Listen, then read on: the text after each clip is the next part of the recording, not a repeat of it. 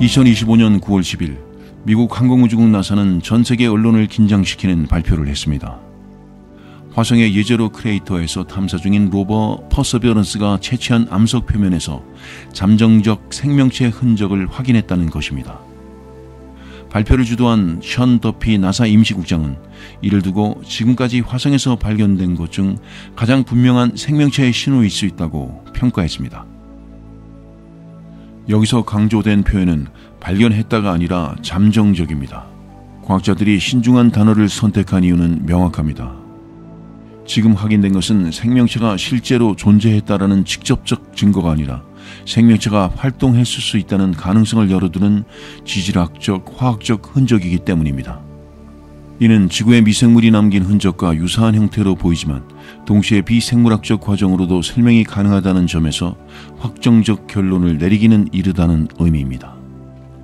퍼서비어런스가 분석한 암석에는 전문이 같은 특이한 텍스처와 함께 유기탄소, 인, 황, 산화철이 검출되었습니다. 이런 성분 조합은 미생물이 대사를 통해 에너지를 얻는 데 필요한 원소와 일치합니다. 실제로 지구에서도 미생물 활동이 있던 지층에서 흔히 나타나는 화학적 서명입니다. 그러나 동시에 화성의 지질학적 환경으로도 비슷한 패턴이 형성될 수 있기에 이는 아직 가장 강력하지만 불완전한 단서에 불과합니다. 이날 발표는 단순한 보도가 아니라 국제학술지 네이처에 실린 논문과 함께 공개되었습니다. 연구는 나사뿐만 아니라 유럽 우주국과 세계 각국 연구진이 공동으로 참여한 국제협력의 산물입니다. 현장 장비가 포착한 데이터는 정밀하지만 지구 실험실 수준의 오차 범위와 분해능에는 아직 못 미칩니다. 따라서 연구진은 시료가 지구로 돌아와 최첨단 장비로 분석될 때 비로소 최종적인 판단을 내릴 수 있다라고 명확히 선을 그었습니다. 이번 발견은 언론이 쉽게 자극적으로 포장할 만한 사건이지만 나사는 오히려 신중함을 강조했습니다. 생명체의 흔적이 아니라 생명체일 수 있는 흔적, 그리고 발견했다가 아니라 잠정적이라는 표현 선택이 바로 그것입니다. 과학에서 가장 중요한 원칙은 증거의 확실성이며 이번 사례는 과학적 겸손의 모범이라고 할 수 있습니다. 퍼서비어런스가 탐사 중인 예제로 크레이터는 단순한 충돌 분화구가 아닙니다. 지름 약 45km의 이 지형은 35억 년 전 물이 실제로 흘러들고 고여 있었던 고대 호수의 흔적을 간직하고 있습니다. 특히 크레이터의 서북쪽에는 삼각형 모양의 삼각주가 뚜렷하게 자리 잡고 있는데 이 퇴적층은 과거 강물이 흘러들어오며 운반한 모래와 점토가 층층이 쌓여 만들어진 것입니다. 지구의 강하구에서 흔히 발견되는 형태와 동일한 구조라는 점에서 이곳이 생명체 흔적을 찾을 가능성이 가장 높은 지역으로 지목되었습니다. 나사는 퍼서비어런스의 착륙 지점을 이 크레이터로 정하면서 화성 탐사의 가장 큰 과학적 질문인 화성에 생명이 있었는가에 대한 답할 최적의 무대를 선택한 셈입니다. 실제로 탐사 초기부터 지형 관측 결과는 이곳이 수십만 년 이상 물이 고여있던 호수였음을 지지했습니다. 물은 생명의 필수 조건이기에 이 크레이터는 화성에서 생명의 흔적을 찾는 데 있어 가장 유력한 장소로 간주되었습니다. 그 중에서도 최근 집중적으로 주목받은 영역은 크레이터 내의 밝은 천사 퇴적층과 치아바 폭포라 불리는 시추코어입니다. 이곳은 고대 하천이 흘러들며 남긴 점토질과 황철광, 인산염 광물이 다량 포함된 곳으로 밝혀졌습니다. 점토는 미생물과 유기분자를 보호하는 데 유리한 물질로 알려져 있습니다. 지구에서도 고대 퇴적층에서 발견되는 미생물 화석은 대부분 점토나 미세한 광물 입자 사이에 보존되어 있습니다. 밝은 천사 퇴적층에서 이런 환경이 드러났다는 것은 이곳이 단순히 물이 있었던 곳이 아니라 생명체 흔적이 보존될 수 있는 장소였다는 의미를 강화합니다. 과학자들이 특히 주목하는 부분은 암석의 층위가 서로 다른 시기를 반영한다는 점입니다. 상층부는 상대적으로 젊은 퇴적층, 하층부는 더 오래된 퇴적층으로 구분되며 각각의 시기는 다른 화학적, 물리적 환경을 기록하고 있습니다. 만약 생명체가 실제로 존재했다면 그 흔적이 특정 층위에서만 발견될 수도 있고 층을 따라 점진적인 환경 변화를 보여줄 수도 있습니다. 따라서 예제로 크레이터는 단순한 한 지점의 기록이 아니라 화성의 기후 변동과 생명 잠재력을 연대기적으로 추적할 수 있는 기술 기록실과도 같습니다. 전문의 형태의 텍스처와 특정 화학 성분은 단순한 광물 반응일 수도 있지만 동시에 물이 풍부했던 환경에서 미생물이 남긴 흔적일 가능성을 열어둡니다. 그렇기 때문에 연구진은 이 지점을 화성 생명 탐사의 핵심 단서로 주목하고 있습니다. 퍼서비어런스가 채취한 시료에서 가장 먼저 눈길을 끈 것은 암석 표면에 나타난 전문의 텍스처였습니다. 이 패턴은 규칙적이지 않은 작은 얼룩들이 암석 전체에 분포한 형태로 지구의 미생물이 남긴 흔적과 유사한 구조를 보입니다.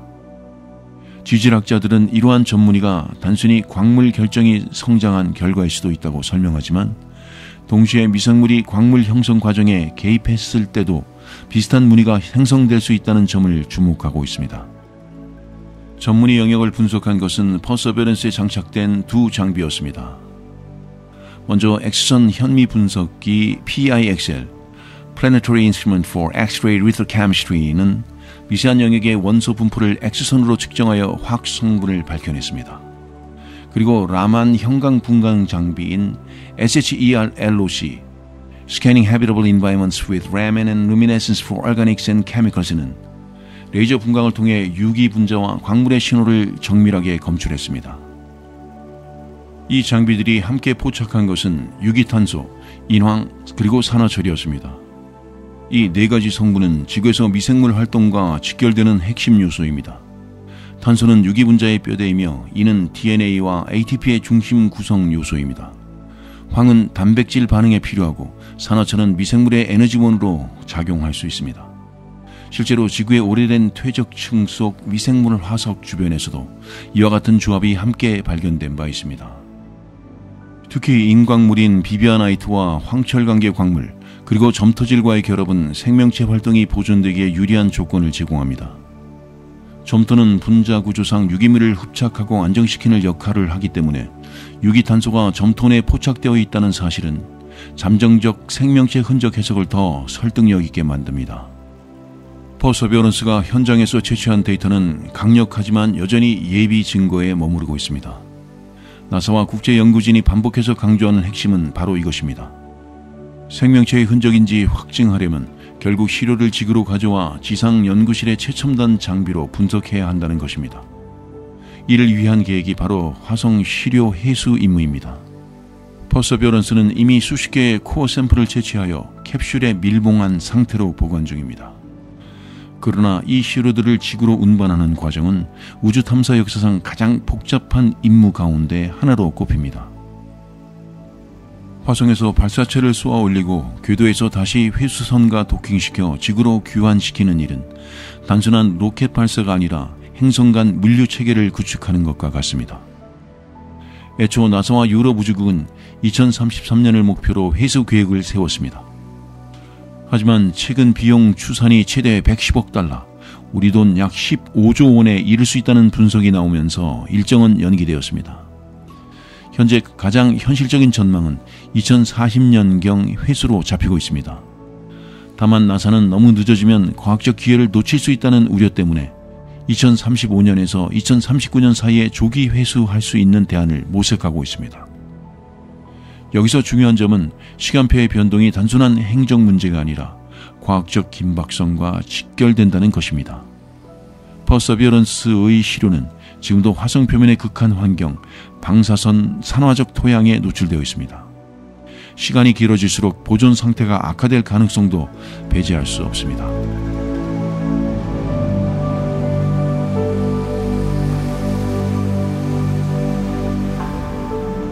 (1969년) 여름 아폴로 11호 우주 비행사들이 달 표면에 재기 반사기를 설치했을 때 지구의 과학자들은 한 가지 실험을 시작했습니다. 여기서 재기 반사란 광원에서 나온 빛이 물체 표면에서 반사된 후 원래 광원의 방향으로 되돌아오는 반사 방식을 말합니다. 과학자들은 지상에서 초단위로 켜지는 레이저를 쏘고 달에서 반사되어 돌아오는 미약한 빛 한 덩어리를 포착하여 달 레이저 거리 측정이라 부르는 측정을 반복했습니다. 빛이 왕복하는 데 약 2.56초가 걸리며 그 시간 차이를 1조분의 1초 단위로 재면 거리를 몇 밀리미터까지 가늠할 수 있습니다. 달은 매년 약 3.8cm씩 멀어지고 있습니다. 한 해 동안 손톱이 자라는 길이와 거의 맞먹는 속도입니다. 달이 멀어지는 핵심 원인은 조석 마찰 타이들 프릭션입니다. 조석은 바다가 오르내리는 현상으로 익숙하지만 정확히 말하면 지구와 달의 중력이 서로를 당기며 만든 미세한 변형과 그 변형의 시간 지연이 함께 작용하는 과정입니다. 지구는 하루에 한 번 자전하고 달은 약 27.3일에 한 번 지구를 돕니다. 바다는 달의 방향을 향해 불룩해지지만 지구 자전이 더 빠르기 때문에 그 불룩함, 즉 조속 용기는 달을 정면으로 바라보지 않고 약간 앞쪽으로 비껴갑니다. 이때 불룩함이 달을 앞에서 끌어당기는 토크가 생기며 그 결과 달은 궤도에서 약간 추진을 받아 더 높은 궤도로 이동합니다. 이 과정을 물리학 언어로 요약하면 각 운동량의 이전입니다. 각 운동량은 회전 운동의 관성에 해당하는 양으로 외부에서 토크가 가해지지 않으면 보존됩니다. 지구와 달 시스템에서는 지구 자전에 담긴 각 운동량이 조석 마찰을 통해 달의 공전으로 전달됩니다. 그래서 두 가지 일이 동시에 일어납니다. 지구의 자전은 느려지고 달의 궤도 반지름은 커집니다. 관측에 따르면 지구의 하루 길이는 한 세기에 약 1.7밀리초 늘어나며 이 느려짐이 장구한 시간에 누적되어 고생대 후기에는 하루가 약 22시간이었고 1년은 약 400일 가까이였습니다. 숫자만 보면 작게 느껴지지만 시간의 저울 위에 올려놓으면 지구의 회전과 달의 거리가 서로를 바꿔온 교환 기록입니다. 조석 마찰은 단지 물리법칙의 실험실 예제가 아니라 실제로 에너지를 소모하는 마찰 과정입니다. 바다와 해저 그리고 지각 자체에서 변형이 반복되며 열이 납니다. 전 지구를 합치면 수 테라와트 규모의 에너지가 열로 솟아내는 것으로 추정되며 이는 대형 발전소 수천 기가 동시에 가동되는 데 견줄 만한 수준입니다. 이 에너지 솟아이 바로 지구 자전의 느려짐을 대가로 만들고 그 대가가 각 운동량의 이전을 통해 달의 고도를 올려줍니다. 달 쪽 현상도 함께 살펴보면 이해가 선명해집니다.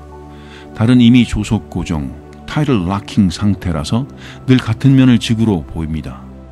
조석 고정은 두 천체가 서로의 중력과 마찰을 통해 회전 속도가 공전과 맞물려 잠기는 현상입니다. 달 내부에서도 과거에 마찰이 열을 만들었고 그 역사적 결과로 달의 자전은 공전과 맞아떨어졌습니다. 여기서 중요한 의외성이 하나 드러납니다. 달의 후퇴 속도는 지질 시대마다 같지 않았습니다. 요즘의 연 3.8cm는 평균이 아니라 현재 값입니다. 대륙 배치, 얕은 바다의 면적, 해저 지형 같은 요소가 바닷물의 흔들림을 증폭하거나 약화시키면 조석 마찰의 효율이 변합니다. 예를 들어 얕고 넓은 바다가 띠처럼 펼쳐진 시기에는 바다가 흔들리기 쉬워 마찰이 커지고 달의 후퇴가 지금보다 빨라졌을 가능성이 큽니다. 반대로 대륙이 뭉쳐 바다가 깊고 단절되면 흔들림이 줄어들어 속도가 느려졌을 수 있습니다. 이처럼 지구의 지형과 바다가 조일자로 작용하여 후퇴율을 바꿔왔다는 점이 단순한 직선 그래프가 아닌 지구 시스템 전체가 얽힌 현상임을 보여줍니다. 연 3.8cm는 100만 년이면 약 38km입니다. 달까지 평균 거리 38만 4,400km와 비교하면 100만 년에 늘어나는 비율은 약 0.01%로 매우 작아 보이지만 시간이 충분히 쌓이면 일식의 모양이 달라지고 지구 하루의 길이도 느리게 늘어나는 변화를 이끕니다. 아주 작은 속도가 아주 큰 결과를 만든다는 점이 이 현상의 핵심입니다. 달이 멀어지는 사실을 처음 정밀 수치로 확인해준 계기는 앞서 말한 레이저 거리 측정입니다. 아폴로 11, 14, 15호가 남긴 재기 반사기뿐만 아니라 옛 소련의 무인 로버 루노호트가 설치한 반사기도 관측에 쓰입니다. 결론은 명확합니다. 지구와 달은 중력이 만들어낸 조석 시스템 속에서 각 운동량을 교환하고 그 대가로 지구의 하루는 조금씩 길어지며 달은 조금씩 멀어집니다. 1년에 3.8cm는 미세해 보이지만 이것이 누적될 때 행성의 회전, 바다의 리듬, 하늘의 천체 극장이 서서히 다른 장면을 준비한다는 사실이 중요합니다. 작은 마찰이 큰 우주시계를 천천히 맞춰가는 것, 그것이 달이 멀어지는 현상의 과학적 의미입니다. 달이 매년 3.8cm씩 멀어지고 있다는 사실은 단순한 거리 변화로 보이지만 지구의 바다와 생명, 그리고 인류 문명에까지 깊은 영향을 남기고 있습니다. 그 흔적은 지질학적 기록과 생물학적 진화 과정에 고스란히 남아있으며 우리의 일상 속에도 여전히 작동하고 있습니다. 달은 지구에서 가장 가까운 거대한 중력의 파트너입니다. 지구의 바다는 달의 인력으로 하루 2차례 크게 부풀어 오르고 가라앉습니다. 이런 조속작용이 없었다면 바다는 단순한 수면이 아니라 더 잔잔하거나 다른 리듬을 따랐을 것입니다. 조석은 바닷가의 생태계를 끊임없이 흔들며 얕은 연안에 독특한 환경을 만들어 왔습니다. 예를 들어 조개나 갯벌 생물들은 바닷물이 들어왔다 나가는 주기를 맞추어 생활 주기를 조정합니다. 수십억 년 전 원시 지구에서 생명이 바다에서 육지로 첫 발을 내디딘 것도 바로 이런 조석의 리듬이 중요한 배경이었습니다. 과학자들은 고대 산호의 조개 화석에 새겨진 성장선을 조사하여 당시 하루 길이와 1년의 날수를 역추적했습니다. 고생대 후기 약 3억 7천만 년 전 산호의 기록은 하루가 지금보다 약 2시간 짧은 22시간이었음을 보여줍니다. 하루가 짧다는 것은 곧 1년의 날수가 많았다는 뜻으로 그 시기 지구에는 지금보다 더 촘촘한 해와 달의 교향곡이 울리고 있었습니다. 결국 달의 후퇴와 지구 자전의 느려짐은 단순한 수치가 아니라 지구 생명사의 장면을 바꿔온 자연의 시계 역할을 해온 셈입니다. 이 변화는 인류 문명에도 직접적 흔적을 남겼습니다. 바닷가의 조속 차이는 항해와 어업에 절대적인 영향을 미쳤고 고대인들은 이를 달력의 기초로 삼았습니다. 실제로 고대 바빌로니아, 중국, 마야 문명은 모두 달의 주기를 중심으로 달력을 세웠습니다. 조석의 크기가 조금만 달랐어도 인류의 농업과 어업, 종교의식까지 다른 양상으로 발전했을 가능성이 큽니다. 달의 후퇴는 보이지 않는 방식으로 우리의 생활 양식을 만들어 온 것입니다. 그러나 달이 멀어지면서 장기적으로는 일식의 모습도 달라집니다. 지금은 달이 태양과 거의 같은 크기로 보이기 때문에 완벽한 개기일식이 가능합니다.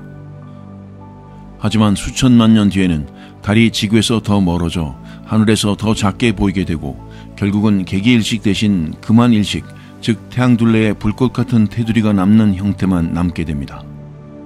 인류는 지금이라는 짧은 시간대에만 이 장엄한 천체 현상을 볼 수 있는 특권을 누리고 있는 것입니다. 달의 후퇴는 또한 지구 자전의 느려짐을 통해 우리의 시간 감각까지 바꿉니다. 하루는 지금도 세계의 1.7밀리초씩 길어지고 있으며 앞으로 수억 년 뒤에는 하루가 25시간, 26시간으로 늘어날 것입니다. 그러나 달의 후퇴가 무한히 이어지는 것은 아닙니다. 과학자들은 지구의 자전 속도와 달의 공전 주기가 맞아떨어지는 순간이 아주 먼 미래에 언젠가는 올 것이라고 예측합니다. 이 상태를 조속 평형이라고 부르며 그때는 지구의 하루 길이가 달의 공전 주기와 같아져서 양쪽이 서로 잠겨버린 상태가 됩니다. 지금 달이 지구에 대해 항상 같은 면만 보여주듯 그 먼 미래에는 지구도 달의 같은 얼굴만 보여주게 됩니다. 그렇게 되면 달의 후퇴는 멈추고 지구와 달은 서로 묶여 고정된 파트너가 됩니다.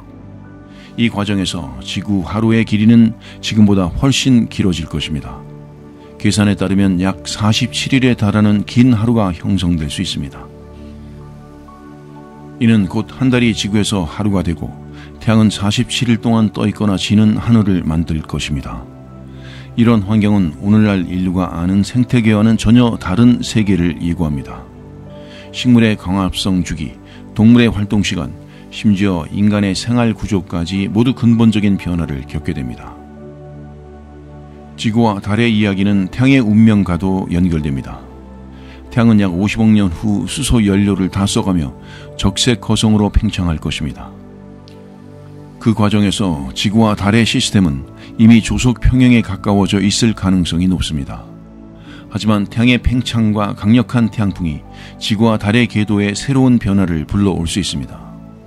지구는 태양의 강력한 열에 의해 바다가 증발하고 생명이 살 수 없는 환경으로 변하게 되며 달 또한 지금의 하늘 풍경에서 사라진 채 그저 한 점의 차가운 암석으로 남게 될 것입니다. 달의 후퇴는 단순히 거리가 늘어나는 현상이 아니라 지구의 하루 길이와 생명의 리듬 그리고 하늘의 장관까지 바꿔놓는 거대한 우주 시계의 움직임입니다. 오늘 우리가 보는 달은 그 시계의 바늘이 잠시 머무른 모습일 뿐이며 지구와 달은 앞으로도 천천히 그리고 끊임없이 새로운 균형을 향해 나아가고 있습니다.